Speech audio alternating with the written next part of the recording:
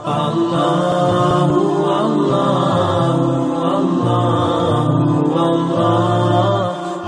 Saya sudah bilang tadi, baik begitu ditiupkan sangkakala, maka matilah semua makhluk. Itu yang terjadi. Kemudian terjadilah benturan-benturan kiamat, hari kiamat, dan banyak ayat Al-Quran yang lain juga menyebutkan maka planet-planet akan bertabrakan dan seterusnya. Kemudian pada saat itu manusia akan dibangkitkan dengan tiupan sangkakala yang kedua, dan turunlah hujan, gerimis tadi lalu membuat mereka bangkit. Nah pada saat mereka bangkit ada hadis Nabi SAW yang berbunyi, riwayat Bukhari. Kata Nabi SAW, semua laki-laki akan dibangkitkan seperti ayahnya Adam, 60 siku ke langit, 27,5 meter. Dan semua perempuan seperti Hawa, istrinya, ibu kita, alaihissalatu wassalam. Kemudian 40 siku ke langit, 17,5 meter. Lalu kemudian dibangkitkan tanpa baju, tanpa khitan, dan tanpa alas kaki. Lalu keluar dalam riwayat Bukhari yang lain berbunyi, Aisyah berkata, ya Rasulullah, ya, bukankah mereka bisa saling lihat melihat? Kata Nabi SAW, bukan, hari itu bukan seperti yang kau bayangkan wahai Aisyah. Dibangkitkanlah mereka. Lalu ada riwayat lain menjelaskan, kata Nabi SAW, riwayat Imam Ahmad, bahwasanya akan setiap Nabi akan berdiri dan diikuti oleh umatnya di belakang. Setiap Nabi akan berdiri dan diikuti oleh umatnya di belakang, gitu kan? Jadi nanti misalnya pengikut Nabi Isa, pengikut Nabi ini, dan kata Nabi SAW akan ada Nabi pun dibangkitkan sendirian, karena nggak ada yang ikut dengan dia. Kan dalam sebuah riwayat yang sahih, riwayat Hakim, berbunyi kata Nabi SAW, waktu ditanya tentang jumlah para Nabi, beliau mengatakan jumlah Nabi 120.000, diantaranya 313 Rasul. Yang diceritakan kepada kita berapa? 25 Nabi dan Rasul. Jadi masih banyak. Dari Rasul saja yang 313, kita cuma dapat 25, itu pun masih ada Nabi diantaranya, bukan semua Rasul. Ini jumlahnya 120.000, jadi masih banyak kita belum tahu kisahnya. Nah, sudah kita jelaskan di pasal masalah iman kepada para Nabi dan Rasul. Baik, mereka akan dibangkitkan di belakang Nabi-Nabi mereka. Kemudian para Nabi-Nabi diberikan naungan oleh Allah Subhanahu Wa Taala. Lalu manusia akan tenggelam sesuai dengan kadar keringatnya masing-masing. Ini semua apa yang saya sampaikan teman-teman akan ada dalil yang saya sebutkan ya. Jadi semua akan ada dalil, karena ini rentetannya bahasan kita malam ini akan kita hubungkan dengan buku yang lain nanti. Kita akan bahas tentang surga dan neraka. Judulnya Rasulullah SAW cerita surga dan neraka. Nanti akan saya bawakan bukunya insya Allah. Itu akan kita pelajari untuk melengkapkan bahasan kita. Karena Syekh Abu Bakar rahimahullah menjelaskan di sini hanya secara global tentang kiamat itu benar terjadi. Lalu itu di pasal ke-10, pasal ke-11 tentang surga dan neraka. Tentang kuburan, nikmat dan siksa kubur. Hanya itu saja. Setelahnya langsung pindah ke masalah bahasan lain. Sudah tidak masuk lagi ke masalah kiamat. Padahal masih ada rangkaian surga dan neraka. Makanya kita datangkan buku lain pelengkapnya. Nanti insya Allah saya akan perlihatkan. Baik. Setelah itu teman-teman sekalian, semua manusia akan tenggelam dengan kadar keringatnya. Dan di buku itu nanti akan panjang lebar dari dalilnya semua. Riwayat-riwayatnya, hadisnya lebih panjang daripada apa yang kita bahas sekarang. Kemudian pada saat itu manusia karena jenuh, maka ada di antara mereka yang datang kepada Adam alaihissalam, dan mereka mengatakan, wahai Adam, engkau ayah kami, engkau manusia pertama diciptakan. Lalu dipuji-pujilah Adam alaihissalam. Lalu mereka mengatakan, mintalah kepada Allah agar Allah datang mengadili kami. Karena Allah waktu itu lagi marah, murka, sebagaimana akan disebutkan nanti. Kan? Kata, datanglah agar Allah datang menghakimi kami ke surga atau ke neraka. Karena jenuhnya manusia pada saat itu, maka mereka berharap ke neraka pun dia, padahal neraka mereka belum tahu, lebih pedih daripada itu. Maka Adam alaihissalam berkata, saya tidak mampu, saya tidak bisa. Karena hari ini Tuhanku murka, belum pernah murka sebelumnya. Dari dosa-dosanya, banyaknya dosa-dosa yang terjadi, gitu kan? Maka saya tidak bisa memberikan apa-apa, nafsi, diriku sendiri, pergilah kepada Idris, Nabi yang kedua. Datang kepada Idris. Idris mengatakan juga sama, nafsi, saya nggak bisa. Pergilah kepada Hud, kepada Saleh, kepada Syuaib, dan seterusnya. Sampai tiba kepada Isa alaihissalam. Dan hampir semua Nabi ini menyebutkan kesalahan yang pernah terjadi. Lalu mereka mengatakan, saya tidak berani, cobalah ke fulan, sampai akhirnya tiba ke Isa alaihissalam. Dan kata Nabi SAW, Isa tidak menyebutkan kesalahannya alaihissalam. Dan kemudian dia pun mengatakan, cobalah ke Muhammad. Dan beliau mengatakan, apakah kalian tahu nanti bagaimana orang hari kiamat mengetahui, mengenalku siapa aku, sehingga aku adalah pimpinan anak Adam. Maka para sahabat diam. Kata Nabi SAW, seperti inilah mereka akan datang kepadaku nanti, dan mereka akan mengatakan, wahai Muhammad. Dan waktu itu suara orang terdengar seluruh mahsyar. Dengan kuasa Allah, orang semua akan dengar di mahsyar. Walaupun tidak ada mic, tidak ada apa, semua terdengar dengan kuasa Allah. Maka mereka mengatakan, wahai Muhammad, engkau lah Nabi terakhir, dengan mulai risalah, ditutup kenabian, dan engkau diutus untuk seluruh alam semesta. Jadi semua manusia yang belum pernah ketemu beliau pun mendengar, oh ternyata ini orangnya nih, Nabi Muhammad SAW, Nabi terakhir ini nih orangnya, gitu kan? Maka mereka muji-muji, lalu mereka mengatakan, hai Muhammad, mintalah kepada Allah, ya, agar datang menghakimi kami. Kata Nabi SAW, ana lahu, saya pemiliknya, saya pemiliknya. Lalu saya pun menuju ke singgasananya Allah, ke arsy-Nya Allah, kemudian saya sujud, ya. Dan Allah yang maha tinggi dan maha pemurah Azza wa Jal membukakan kepadaku puji-pujian, hamd, ya, yang tidak pernah dibukakan untuk orang sebelumnya, sebelum aku. Lalu aku pun sujud, Allahu a'lam berapa lama, kata Nabi SAW. Beliau sendiri tidak tahu. Beliau cuma mengatakan aku sujud sampai terdengar Allah Azza wa Jal berkata, ya Muhammad irfa' ra'sak washfa' tushfa'. Hai Muhammad, angkat kepalamu, berikanlah syafaat, kau akan diterima syafaatmu. Maka Nabi SAW di situ mengeluarkan dua syafaat. Syafaat ammah, syafaat khassa. Syafaat ammah ini syafaat umum, agar Allah datang. Syafaat artinya pertolongan, ya, pertolongan umum untuk semua manusia, makhluk, agar Allah datang mengadili. Syafaat yang khusus diberikan untuk orang beriman. Dan pada hari kiamat teman-teman, semua dibangkitkan, dari manusia, dari jin, dari hewan-hewan, dari tumbuh-tumbuhan, dari batu, apa semua dikeluarkan sama Allah kembali. Dari mana dalilnya? Hadis tentang masalah sholat, yang kata Nabi SAW, kalau seorang di antara kalian sholat di sebuah tempat, maka akan jadi saksi hari kiamat. Ini ulama mengatakan bukti bahwasanya akan keluar, dibangkitkan, dikeluarkan oleh Allah SWT. Kemudian ada hadis Nabi SAW juga yang berbunyi, disebutkan juga oleh Ibnu Katsir dalam tafsirnya tentang masalah ini. Nanti Allah SWT akan membangkitkan hewan-hewan, dan Allah akan menghakimi dua domba yang saling tanduk. Kenapa yang satu menanduk yang lainnya? Dengan kemahaadilannya, gitu kan. Tapi tentu teman-teman tidak usah ditanya hewan-hewan nanti kemana, Allahu a'lam, nggak ada dalilnya. Yang penting antum selamat, nggak usah tanya macam-macam, gitu kan. Itu intinya. Tapi memang ada hadis menjelaskan ada unta yang menanduk, ditanya oleh Allah kenapa dia menanduk, gitu kan. Saking keadilan Allah SWT menyebar di mana-mana. Baik. Kemudian pada saat itu Allah SWT menghakimi manusia. Didatangkanlah timbangan, dan timbangan ini memiliki lisan. Di dalam hadis dikatakan memiliki lisan yang akan memuji orang beriman dan akan menghardik orang-orang yang kafir, gitu kan. Ditimbanglah amal, dan timbangan tersebut datang dengan neraca keadilan. Neraca keadilan tidak akan pernah bisa menimbang, tidak akan menimbang kecuali amal. Sampai-sampai kata Nabi SAW akan datang seseorang yang badannya besar. Bayangkan kalau tinggi kita pada saat itu 60 siku ke langit. 27,5 meter. Dan Adam alaihissalam itu tingginya 27,5 meter, lebarnya itu 7 meter kurang lebih. Itu luar biasa. Semua manusia akan begitu, laki-laki. Ada seseorang kata Nabi SAW badannya besar, loncat ketimbangan amalnya untuk memberatkan, dan tidak bertambah sedikit pun. Dan tambah cuma amal solehnya. Nggak ada gunanya dia loncat itu pun tidak akan bermanfaat. Ditimbanglah amal tersebut. Orang-orang yang memang lolos adalah orang-orang yang disendirikan oleh Allah Subhanahu wa taala. Kemudian orang-orang yang masuk neraka juga dimasukkan neraka, tinggal ditimbang adalah orang-orang yang beriman yang punya dosa. Baik, sementara tunggu di mahsyar tadi ada yang saya lupa, ada 7 golongan yang dinaungi oleh Allah pada saat itu, tidak kena panasnya matahari. Yang pertama imam yang adil, ya. Pemimpin yang adil. Ini selalu berbuat baik. Banyak ulama mengatakan di antaranya contoh Umar bin Khattab, ya, Abu Bakar, Utsman, Ali, dan seterusnya yang datang setelah mereka memiliki keadilan. Sampai hari kiamat berlaku tentunya, siapapun orang muslim yang memiliki keadilan dalam pemimpin. Yang kedua adalah seseorang yang hatinya terikat dengan masjid. Kata sebagian ulama hadis yang dimaksud adalah antara azan dan azan. Dia sibuk dengan itu. Azan ke masjid, pokoknya terikat diri dengan masjid. Rajulun mu'allaqun qalbu bil masajid namanya. Kemudian yang ketiga adalah dua orang yang saling mencintai karena Allah, berkumpul karenanya, berpisah karenanya.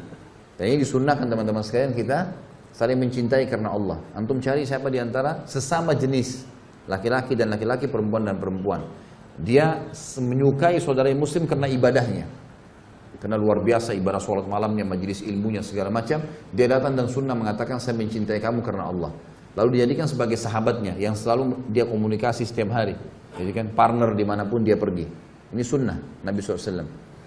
Makanya waktu beliau datang ke Madinah, beliau membangun asas negara ada 3. Ya. Pertama bangun masjid, Kuba dan Masjid Nabawi sebagai basis, maka setiap orang yang mau membangun sebuah komunitas muslim harus ada masjidnya dulu. Kemudian yang kedua, mempersaudarakan muhajirin dan ansar, ini yang kita bahas. Yang ketiga adalah menulis kesepakatan dengan orang-orang kafir di Madinah agar membela bersama-sama Madinah. Ini asas negara kata para ulama yang mesti ada bagi setiap muslim. Baiklah. Pada saat itu orang yang bersaudara karena Allah, berkumpul karenanya, berpisah karenanya akan mendapatkan juga naungan Allah Subhanahu wa taala. Ini yang keberapa? Yang ketiga. Dua dari mana? Yang keempat, seorang laki-laki masuk dalamnya kata para ulama perempuan. Ini. Seorang laki-laki yang dipanggil oleh seorang wanita yang cantik, memiliki kecantikan dan kedudukan. Bisa kekayaan, bisa jabatan, bisa ke jalur nasab, jalur keturunan yang mulia. Sempurna, sudah cantik, sudah pintar, sudah kaya, segala macam, menggoda sekali sebenarnya, mengajak dia berzina, lalu dia mengatakan saya takut karena Allah. Ya. Kemudian yang kelima adalah seseorang yang mengingat mengingat Allah sendirian, lalu dia menangis. Ya. Ini juga fadilah orang yang menangis karena Allah Subhanahu Wa Taala. Ya.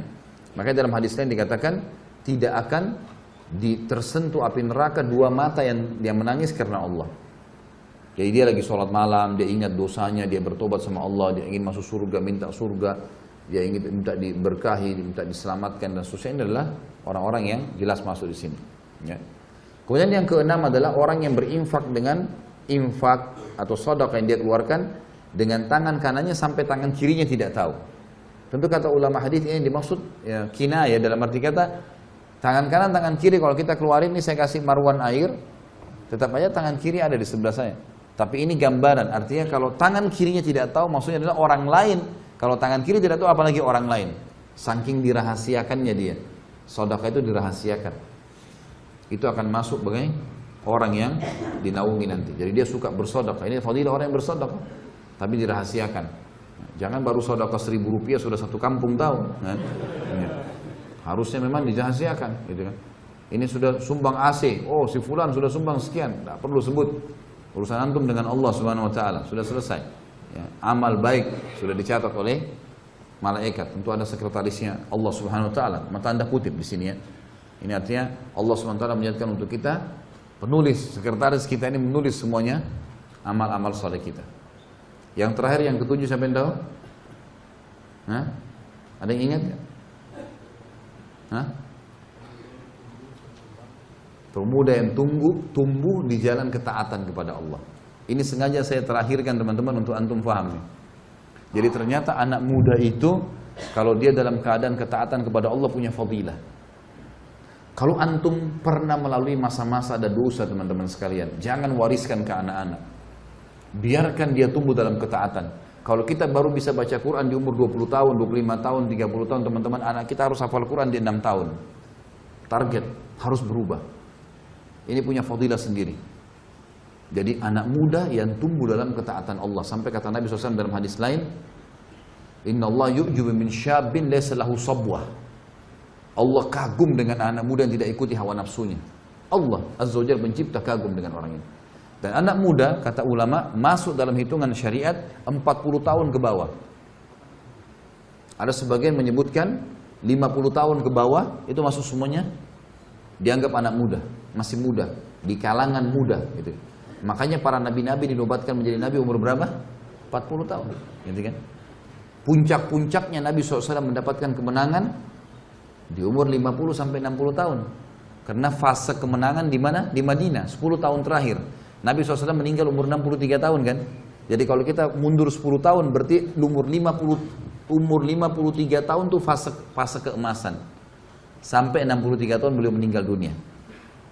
Kalau dalam ilmu tarbiyah disebutkan bahwasanya kejiwaan maksudnya, ya, tapi di dalam agama, pandangan agama ya, itu dibagi fase-fase semangatnya orang per 20 tahun.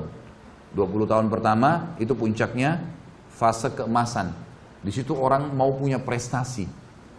Umur 20 tahun kedua berarti 40 tahun.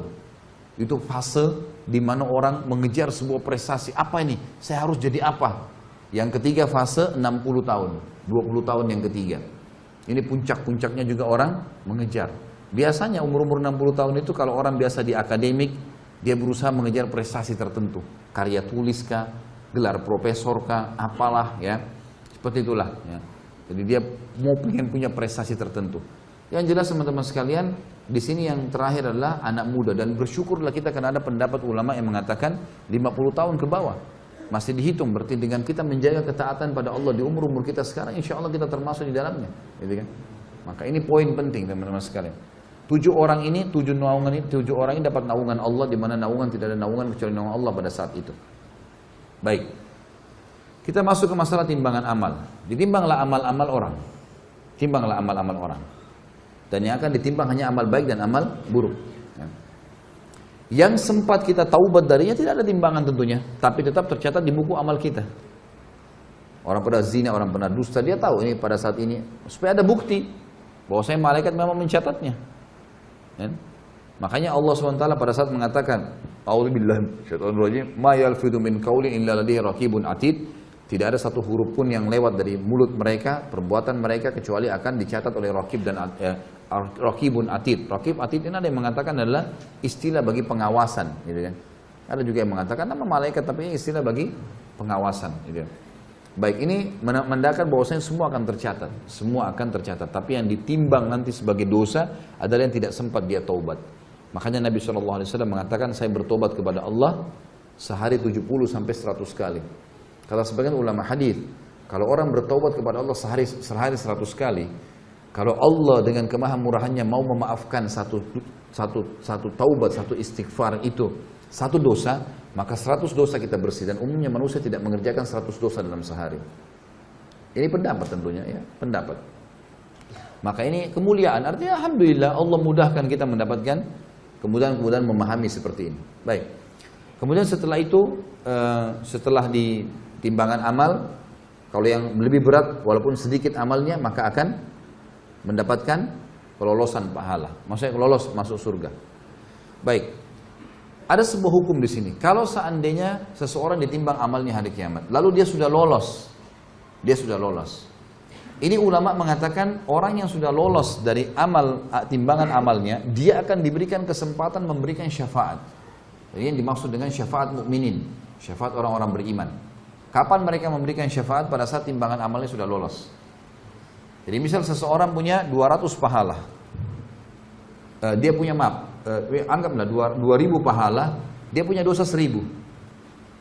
Sekarang otomatis 2000 dengan 1000 lolos kan? Dia punya berapa lebih? 1000 lebih. Nah, sebagian ulama, saya bilang di sini sebagian, mereka mengatakan bahwasanya orang ini bisa memberikan syafaat 1000 pahala kepada orang yang dia suka. Saudaranya kah, kerabatnya kah, mungkin ada lagi timbang amal butuh 900 dikasih sama dia. Tapi bukan berarti pahalanya dikasih ya. Enggak. Allah dengan kemahamurahannya karena dia punya lebih 1000, dia boleh memberikan nilai 1000 kepada orang, tapi tidak dikurangi pahala dia. Bukan ini yang dikasih ke dia, enggak. Karena ini nanti akan menentukan derajat di surga. Kita masuk surga dengan rahmat Allah, tapi menentukan derajat di surga adalah amal-amal kita kan. Jadi nilainya, kita ada lebih 1000, Allah kasih. Nah, karena kau punya lebih 1000, kau boleh tolong orang 1000. Silakan, 1000 pahala juga. Punya 10.000 ya 10.000, punya 100.000 ya 100.000, punya 1.000.000 ya 1.000.000. Sampai kata Nabi SAW akan datang nanti seseorang hari kiamat memberikan syafaat sampai seperti satu suku Mudar. Suku Mudar ini suku induknya orang-orang Arab, jumlahnya jutaan orang di bawahnya. Nanti ada satu orang kata Nabi SAW hari kiamat ya, akan memberikan syafaat sampai seperti suku Mudar. Saking banyaknya pahalanya dia, ditimbang dosanya sedikit, lolos. Maka dia akan berikan syafaat, si fulan kasih sekian, si fulan kasih sekian, si fulan lolos. Nah, itu juga akan kita ulangi nanti riwayat insya Allah pada saat bahas tentang buku Rasulullah SAW cerita surga neraka. Berikut riwayat-riwayatnya di buku mana, siapa yang riwayatkan, nomor hadisnya dan seterusnya. Baik, pada saat itu diberikanlah syafaat-syafaat, pertolongan-pertolongan, dan tidak akan masuk neraka kecuali orang yang betul-betul luar biasa. Beberapa kejadian besar di timbangan adalah diantaranya ada namanya hadis bitaqah dalam hadis Bukhari. Hadis kartu. Kartu di sini maksudnya adalah bitaqah, bahasa Arab orang bilang kartu, seperti kotak kartu dan seterusnya. Kata Nabi SAW nanti akan datang seseorang membawa pahala membawa dosa bergulung-gulung. Dosanya banyak sekali. Waktu ditimbang amal solehnya langsung kalah. Lebih berat dosanya. Dia sudah tahu dia akan masuk neraka. Dosanya banyak sekali. Gak mungkin selamat sudah, lebih berat dosanya daripada pahalanya. Maka kata Nabi SAW, Allah berfirman kepada dia, berkata kepada hambanya ini, karena ada hadis yang berbunyi, pada saat kita ditimbang amal teman-teman sekalian, kata Nabi SAW dalam hadis sahih, tidak ada seorang pun di antara kalian kecuali dia akan berbicara dengan Tuhannya berdua tanpa ada penterjemah. Allah akan bilang, kamu begini, kamu begini, kamu begini. Dengan seluruh bahasa, Allah yang ciptakan semua bahasa. Maka akan diajak ngomong berdua oleh Allah SWT. Kamu begini, kamu begini. Nanti akan datang orang dosanya banyak sekali. Dan ini disoroti karena memang hadisnya mulia, memberikan berita gembira bagi orang yang beriman gitu kan. Maka kata Allah SWT, apakah ada amal kamu yang bisa mengalahkan dosamu sebanyak ini? Kata dia, ya Allah, amal apa lagi? Setelah ini semua nggak ada lagi amal. Ini amal sudah ditimbang. Ini. Kata Allah SWT, coba ingat-ingat. Dia bilang tidak ada ya Allah, sudah nggak ada. Lalu dikeluarkanlah bitaqah itu, kotak atau kartu tadi. Tertulis la ilaha illallah. Tidak ada Tuhan yang berhak disembah kecuali Allah, yang dia ikhlas menjaga. Sebagian ulama mengatakan orang ini tidak buat syirik. Tetap dia ahli tauhid, mempertahankan keesaan Allah, tapi dia punya dosa-dosa lain. Mungkin dia berzina, mungkin dia dusta, mungkin. Tapi ini tauhidnya nggak tercoreng. Karena kalau syirik tidak masuk dalam hadis ini. Terbukti dalam surah An-Nisa Allah mengatakan, A'udzubillahi minasyaitonir rajim, innallaha la yaghfiru an yushraka bih wa yaghfiru ma duna dzalika liman yasha. Allah tidak akan mengampuni orang yang berbuat syirik, tapi Allah mengampuni dosa selain daripada syirik. Nah, berarti ini tidak masuk di sini syirik. Berarti dia kata ulama hadis dia adalah muwahhid. Orang ini memang mengesahkan Allah. Tidak pernah ke dukun, tidak pernah minta-minta ke kuburan, tidak pernah segala macam. Ini syirik nggak ada. Dia betul-betul murni dosa, tapi dosa yang dia akui sebagai kesalahan. Maka didatangkanlah bitaqah tersebut, lalu ditimbang, ditimbangan pahalanya, tiba-tiba menjadi lebih berat daripada dosanya, dan semua dosanya akan terlempar. Maka lolos dia masuk dalam surga. Maka dalam sebuah hadis Bukhari Muslim juga pernah, Nabi SAW lagi duduk di dalam sebuah kebun, kemudian datang sahabat Nabi Abu Musa al-Asy'ari lalu mengatakan, ya Rasulullah, gitu kan, saya datang untuk menjaga anda. Kata Nabi SAW, telah sampai kepada saya berita, Allah mengatakan, ya, siapapun yang di dalam hatinya sebesar biji sawi, siapa yang mengucapkan la ilaha illallah tulus dari hatinya, dia pasti masuk surga. Maknanya adalah, kalau dia masih punya dosa pun, kemudian dia masuk neraka dulu, tetap akan masuk surga. Nanti kita bahas masalah syafaat. Kalau kita bahas surga dan neraka, nanti akan ada orang-orang yang sudah belang-belang di neraka, sudah bolong, sudah hangus, keluar asap, dikeluarkan oleh orang-orang mukmin dan Nabi SAW dari neraka. Kemudian mereka akan dicemplungkan di sungai-sungai yang berada di pintu gerbang surga, lalu mereka tumbuh seperti tumbuhnya tanaman yang masih baru tumbuh, masih lemah sekali. Dan para ahli surga menyemproti mereka dengan, menyirami mereka dengan air-air itu. Nanti akan kita bahas insyaAllah masalah surga neraka, masalah itu akan keluar mereka. Maka kata Abu Musa al-Asy'ari, Rasulullah, apakah boleh saya sebarin ke orang-orang ini?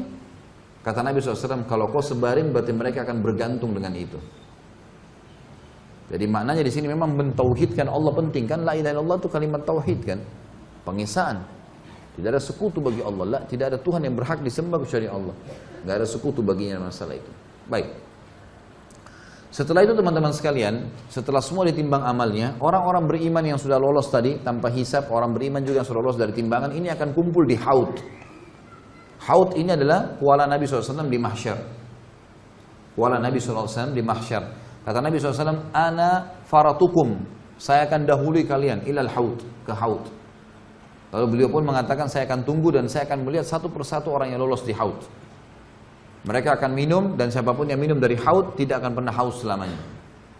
Yang tidak minum di situ hanya orang kafir, musyrik, orang munafik, dan orang-orang yang dasarnya mukmin tapi banyak dosanya, masuk neraka dulu. Karena dosanya lebih berat daripada amal solehnya. Maka ini akan pergi. Tentu ada juga orang-orang yang buruk nanti di timbangan amal ya. Orang yang banyak pahalanya, ada sholatnya, ada puasanya, ada zakatnya, ada ini. Tapi dia buruk hubungan dengan manusia. Pernah caci maki orang ini, pernah menghina orang ini, pernah mengambil haknya orang ini.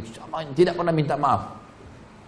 Maka orang-orang ini nanti akan datang, kata Nabi SAW, orang yang bangkrut. Apa kalian tahu siapa orang yang bangkrut? Kata para sahabat, ya Rasulullah, yang dirham dinarnya habis. Kata Nabi SAW tidak. Bangkrut adalah orang yang datang hari kiamat membawa pahala sholat, zakat, puasa, haji, tapi sisi lain pernah caci maki orang ini, pernah pukul orang itu, pernah mengambil haknya orang ini, dan mereka meminta kepada Allah di hari kiamat di timbangan. Ya Allah, orang ini begini, diambilin. Ya Allah, orang ini begini, didatangin semua. Ini dengan keadilan, nggak ada yang bisa tersembunyi, nggak ada sogok-sogokan. Semua kena pada saat itu. Kalau habis pahalanya karena orang nuntut, masih ada yang nuntut, diambil dosa-dosa orang yang menuntut diberikan kepada dia. Maka itu adalah orang yang bangkrut sebenarnya. Karena habis semua pahalanya, kemudian juga dosa-dosa orang lain dipikul sama dia.